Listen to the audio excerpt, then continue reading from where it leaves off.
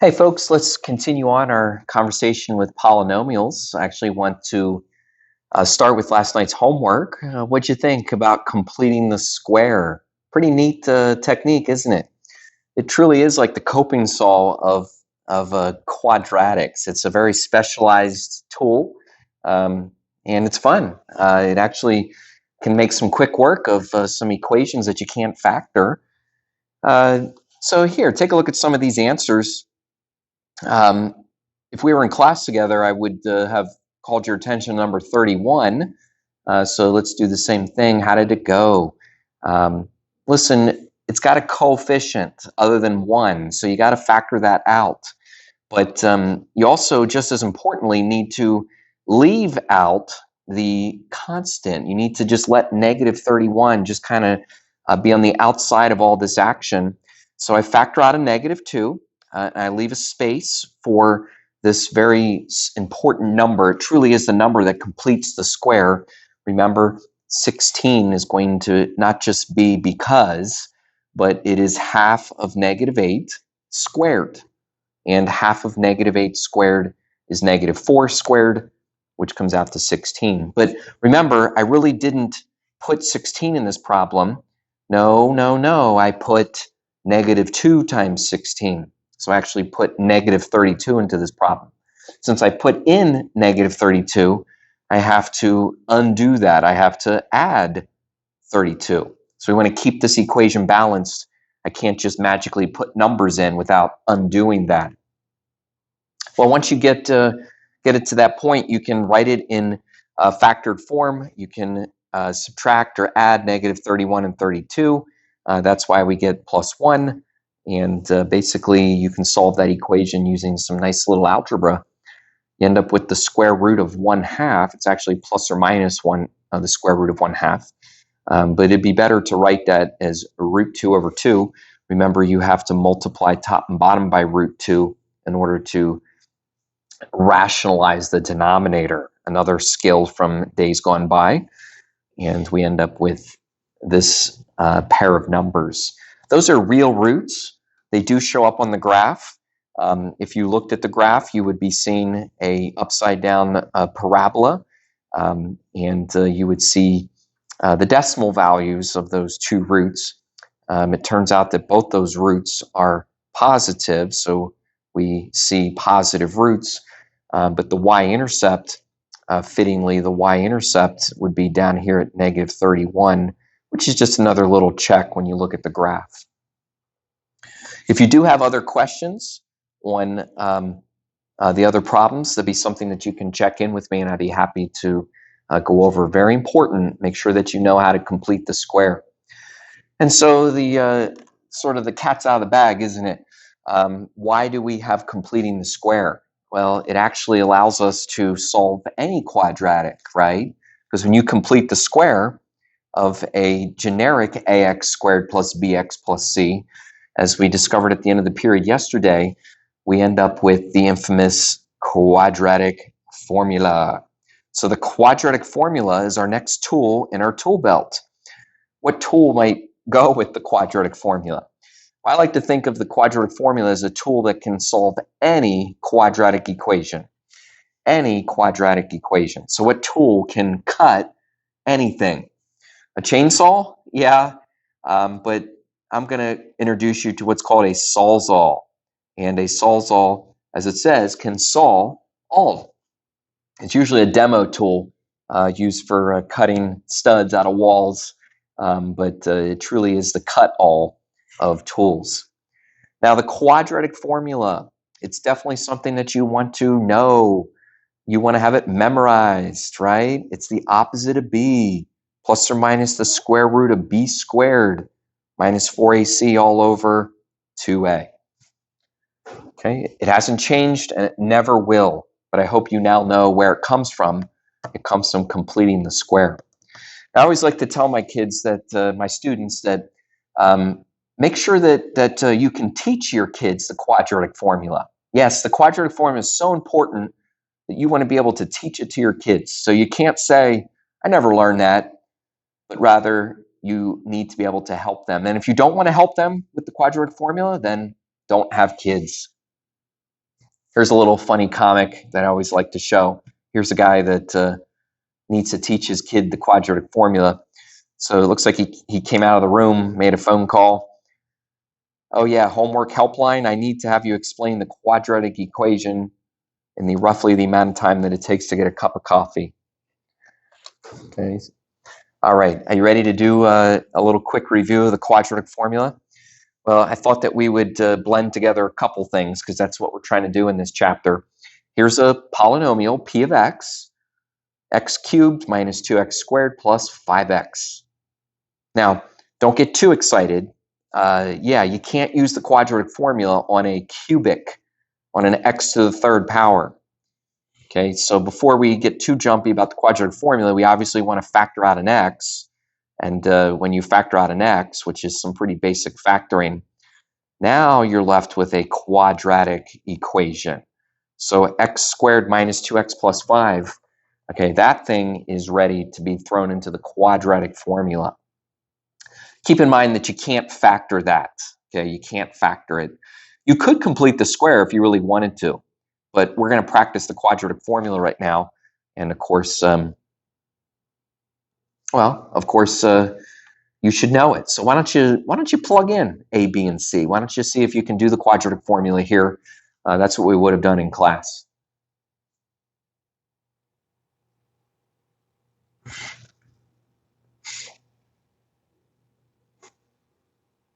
All right, so it should be the opposite of B. So of course that's actually going to come out to be positive 2, plus or minus the square root of B squared. A little hard for me to write here. B squared, so that's negative 2 squared, minus 4 times A times C. And it's all over, remember, it's all over 2A. A just is the number 1, which is the coefficient on our x squared. Okay, now when you work this thing out, honestly, at this point, you can do whatever you need to do. I did have a student once that boasted that he could do the quadratic formula in his head. He really could, so I didn't make him show any work. But this quadratic formula looks like it's going to take a little bit more work. So we're going to end up with 4 minus 20. And, whether you show that or just figure that out to be the square root of negative 16. But we do get to a point in the problem where we want to be able to be okay with the imaginary value that we're going to get. So when you take the square root of negative 16, let's make sure that we write that as 4i. Of course, we already have the plus or minus built into the formula.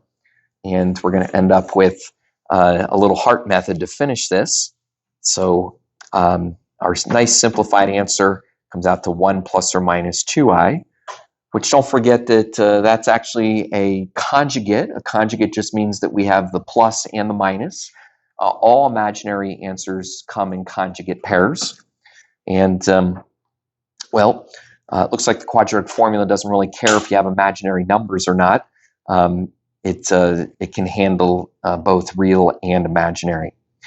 You know what, though? I think our original polynomial was of to the third power, wasn't it? It was degree 3.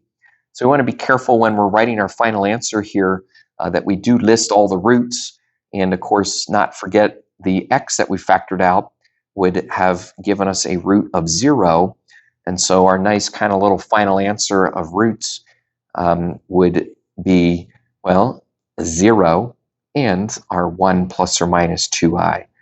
Now we have 3 roots and everybody's happy. Quadratic formula. I'm going to let you guys work out some other quadratic formula problems in your homework. But what I'd like to do now is actually move on to another tool in our tool belt. Normally we would go over 2 tools today. That tool we're going to discover by looking at another polynomial.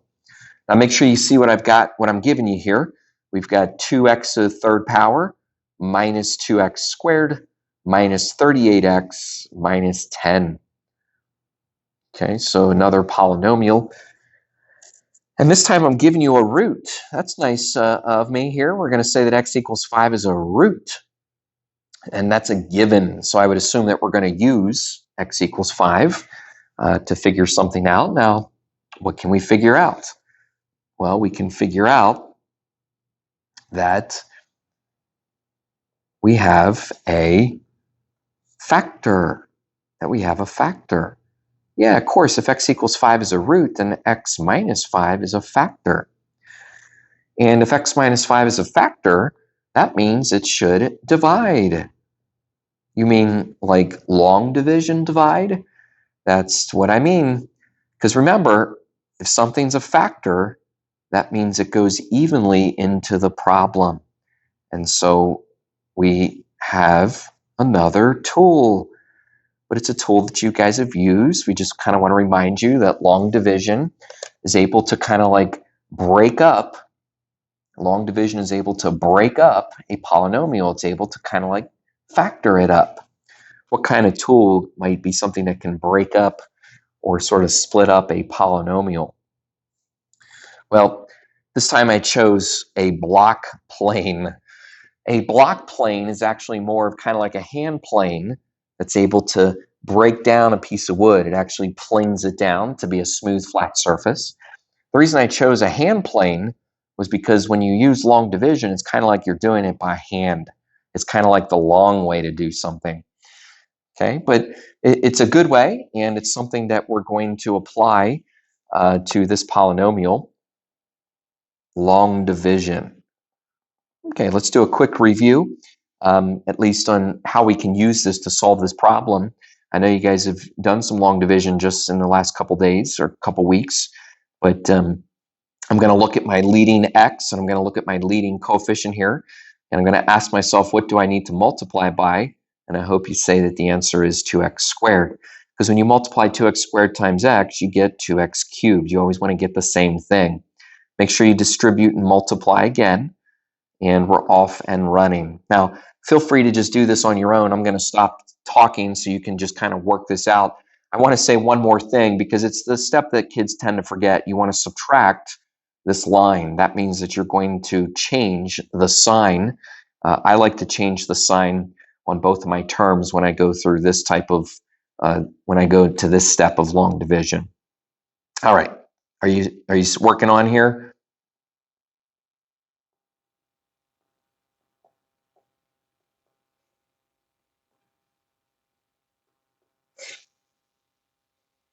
Whoops, that's not right. I should have written an 8x.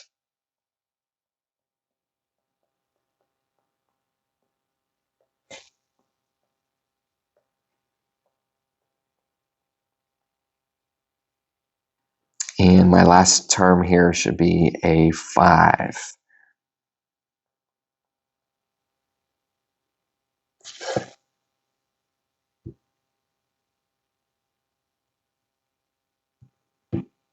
Okay. What happened?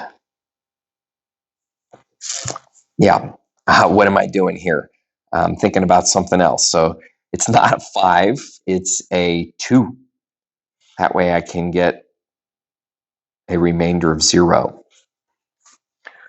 So we end up with 2x squared plus 8x plus 2. Now remember what's going on here. We're actually breaking down this polynomial. And technically we broke it down into x minus 5. And now we're staring at a 2x squared plus 8x plus 2. Maybe you thought some time ago that we could have factored something out of this polynomial. That is, we could have factored out this kind of extra 2 that's hanging out. I kind of wanted to save it till this step, but yeah, we can pull a 2 out of here, and that way we can kind of get down to some lower terms. That is an x squared, a 4x, and a 1. Notice that the 2 can be pulled out in front of everything, but it doesn't affect the x minus 5. Okay, because it only applies to one part of the factors. Now, I want you to look at what we have here and realize that we are solving this thing for the zeros. Yeah, we already kind of knew that x equals 5 was one of the zeros. And be careful. You don't get a 0 out of the number 2. Okay, 2 is never going to equal 0. So that's basically not part of the final answer. But how about this guy right here? You realize why we saved this for today? Yeah, that's a quadratic equation. How do you solve it? Well, you can complete the square, or, yep, you can use the quadratic formula. So understand that the quadratic formula can handle any quadratic equation, and in this instance, our quadratic equation is what's left over after we do one step of division. So yeah, we get the opposite of 4 plus or minus the square root of 4 squared, which is just 16. I'm going to just write that as 16 minus 4ac.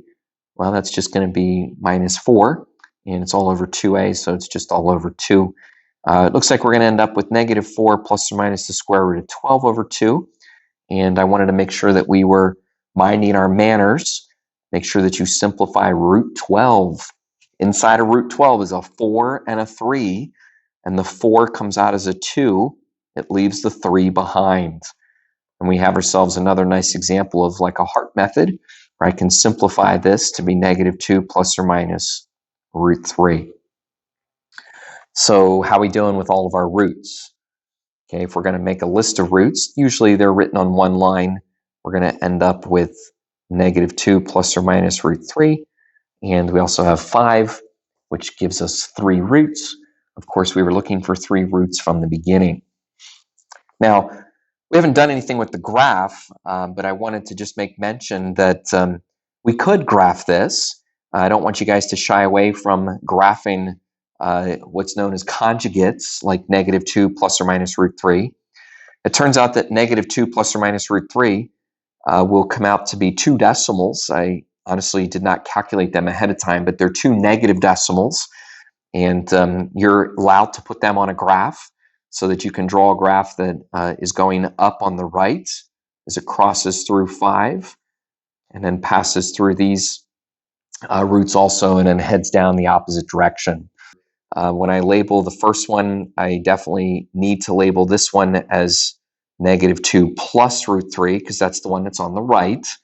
And then this guy over here, I can label as negative 2 minus root 3 because, of course, that's the one on the left. And we've got ourselves a nice graph with its x-intercepts and behavior. Okay. All right. Well, there's a homework helper. That's something that you can check out. Spend a little bit of time with that. And the other thing that I'm going to ask you to do today, which is always part of this little lesson, is a flex question. And this flex question happens to do with sequences and series. The same slide is available to you, but you can look back at your notes. And I'm basically just saying, I want you to make sure that you haven't forgotten this skill. It is something that'll pop up in calculus, and you're welcome to, well, not welcome, but you're going to need to use the formulas from our sequence and series chapter. All right, so do a nice job with that, and we'll see you next time.